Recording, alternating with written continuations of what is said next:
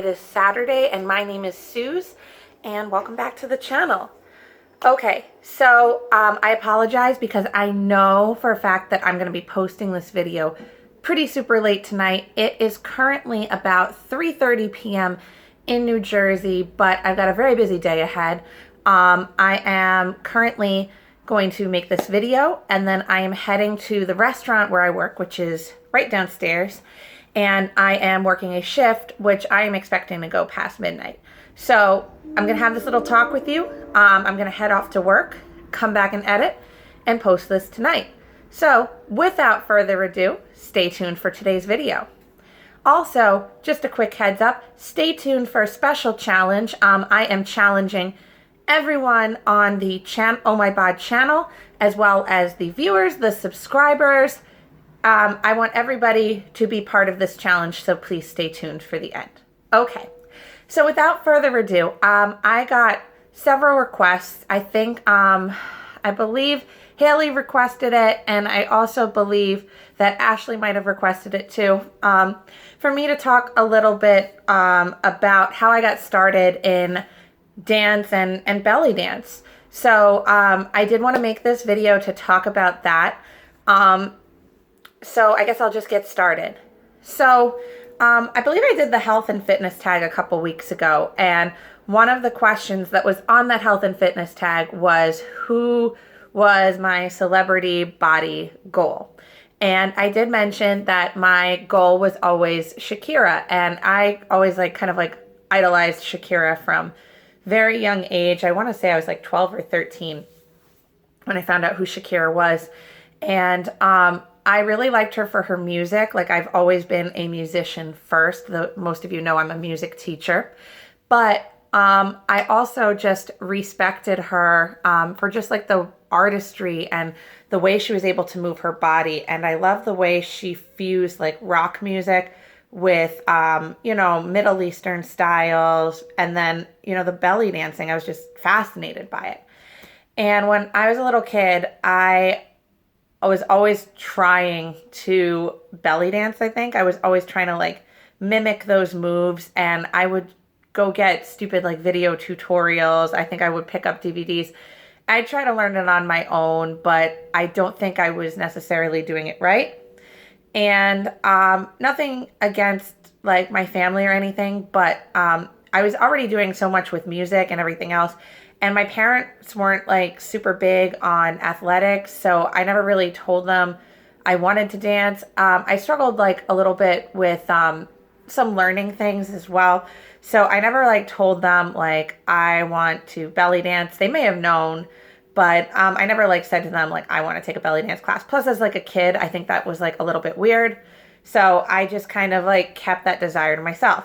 So moving ahead, my dance journey didn't really start for me until after I finished college and got my undergraduate degree in music education. So I devoted a lot of time to getting my undergrad. Music education is notoriously a very difficult major because you do take a lot of classes and a lot of credits. So for example, music ed, every class is 1 credit or half a credit. So while most college majors, you're taking 4 classes a semester, I was taking anywhere from 12 to 17 classes a semester just to be full-time. So, that consumed my life for a while. I was very determined to get my degree. But once I did get my degree and I got my first job, I was ready to kind of do a hobby outside of music that would just make me happy, if that makes sense. So, the first thing that just kind of came to mind is I was I want to learn belly dance, for real. So I was I have my first job where I can afford this. So I started to look around for places I could learn to do it. And the first resource I actually came across, not trying to slam them, I'm not going to use their name, but I came across a business that they specialized in pole dancing. And they did pole dancing, they had sexy chair dance, all these things, burlesque. And then they were oh yeah, and we also do belly dance. So I contacted them, didn't really get the best impression over the phone. So I continued my search and I came across a studio that specialized in belly dance. And they did other things, but I mean, it was like belly dance classes every day, mixed levels, mixed styles. And I was like, okay. I read the bios of the teachers and I was like, okay. And it turned out that it was like 20 minutes away from where I lived. So I called and I said I was interested in doing a class. I went and did one class as a trial, paid for the one class. And the next thing I knew, I was, buying the class card and I started my dance journey. I'll say, I started with some beginner classes and I think especially as like a musician and a performer, I went in with a very realistic mindset. I think a lot of people, when they're starting to study an art, whether it is a musical instrument, whether it is, a performing art, visual art, I think everybody just kind of wants to go from 0 to 100, like very, very quickly, but that's just not the case of how art works. It's a process. You have to give yourself time. And I think with dance, you have to give your body time to learn it. So for example, when I started, belly dance is all about layering. So like, for example, like, can I shimmy and can I roll down while I'm shimmying? Like, being able to do stuff like that, being able to have your feet moving one tempo and then have your hips moving another tempo and then have your chest doing something else at the same time. You're doing all these layers. Now, I did not walk in the door being able to do that, obviously. And I had one dance teacher, who's still my dance teacher, who really described belly dance as it's like you're making a cake. So when you're making a cake, you have the most important part, which is the cake. But then after that, you're going to put another cake on top of it. You're going to make a 2-layer cake. Then you're going to put icing on it. And then you're going to put sprinkles on it. And, decorations, fondant, like whatever. It's a process. So for example, in belly dance, my first layer was learning the foot patterns, just how to move my feet, nothing else. All right, if I can move my feet, let's see if I can move my hips with my feet. Now can I move my hips at a different speed than my feet? And if I can move my hips, can I do chest pops while I'm doing that at a different speed? Can I add snake arms on top of it? Can I do a head slide? All those things. But it's kind of almost like rubbing your stomach and patting your head. So a lot of things did not happen right away. Another thing that I didn't realize about it is that there were moves that were innately very simple for me to learn. And then there were moves that were not as easy to learn. And it's very different for different people. So moves that were very difficult for me came easier to other dance sisters of mine. But then moves that I picked up right away were very difficult for them. So for example, one of my dance teachers and I had like a backwards process. So for me, shimmying with the hips, like I got that right away very quickly. But I struggled with the undulations, these stomach rolls, because you divide your stomach into 2 different muscles. And I really had a hard time accessing my upper ab and figuring out where that was.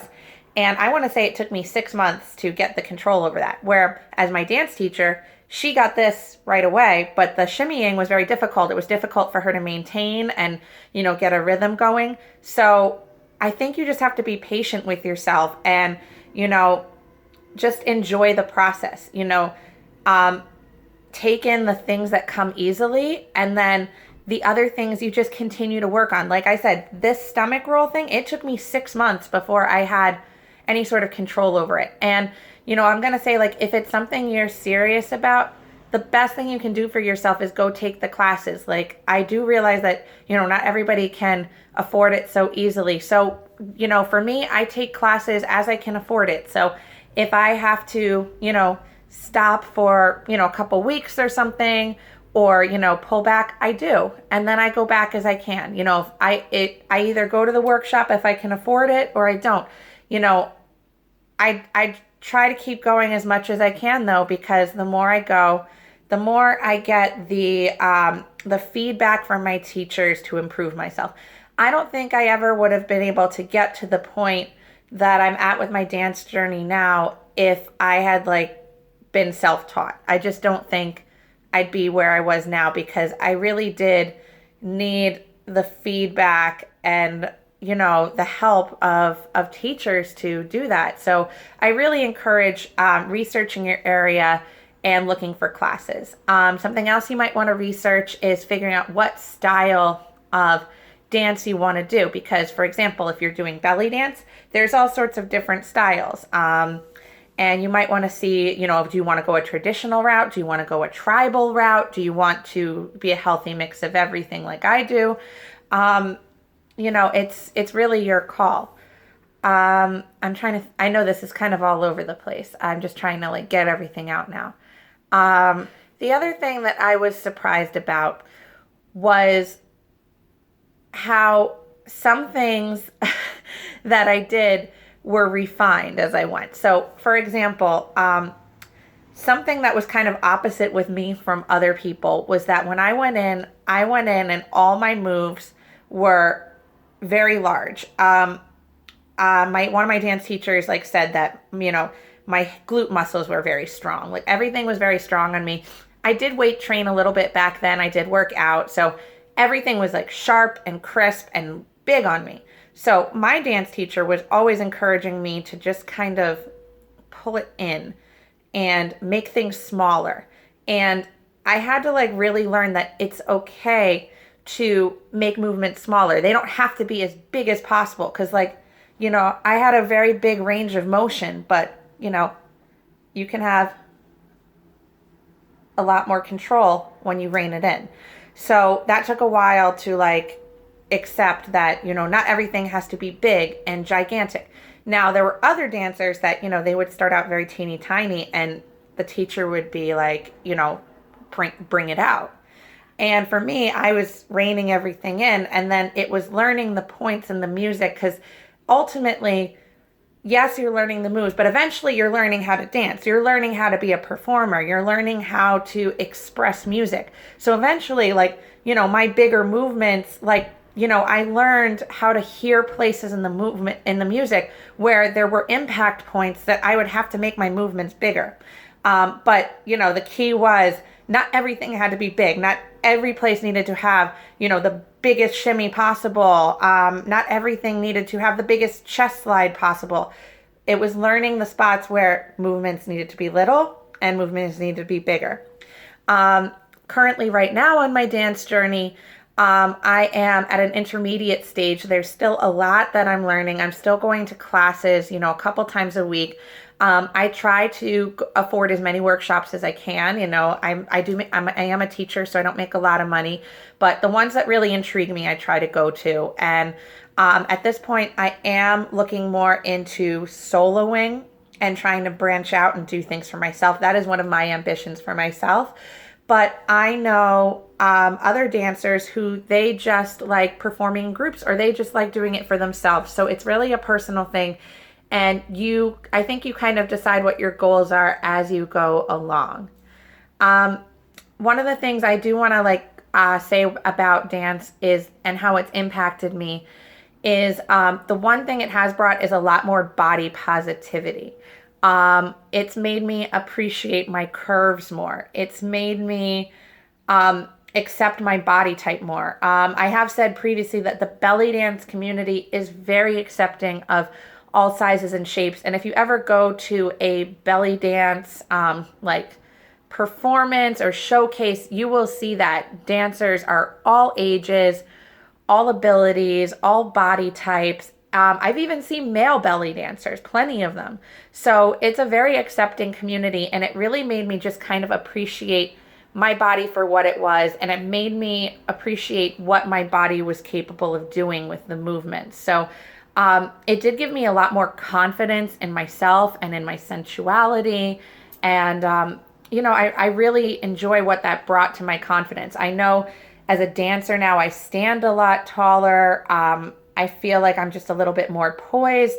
I've definitely, my dance teacher will say I've come a long way with being graceful. I had no grace and I am still working on it, but I'm getting a lot more graceful than I used to be.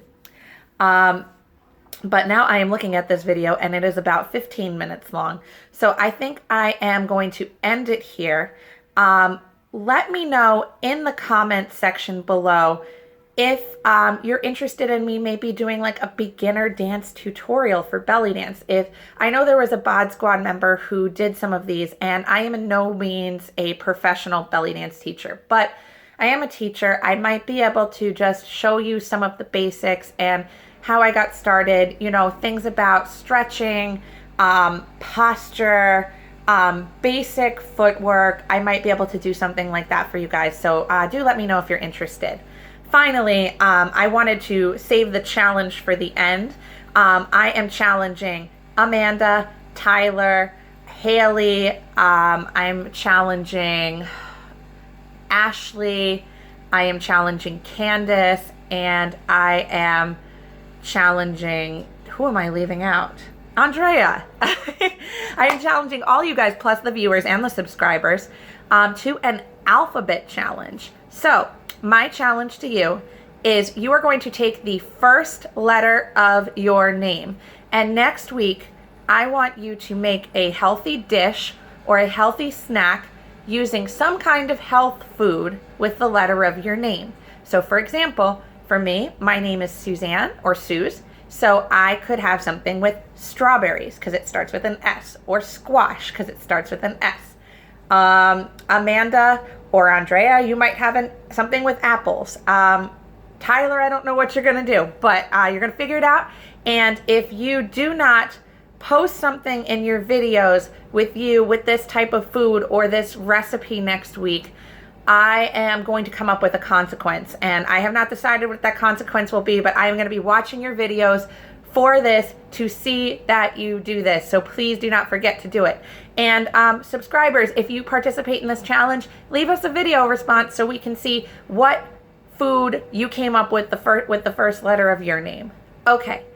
This video is 17 minutes long now, so I am going to stop it here. Thank you so much for watching. Don't forget to hit that like button, that subscribe button, and thank you so much for watching. I'll see you next Saturday. Bye.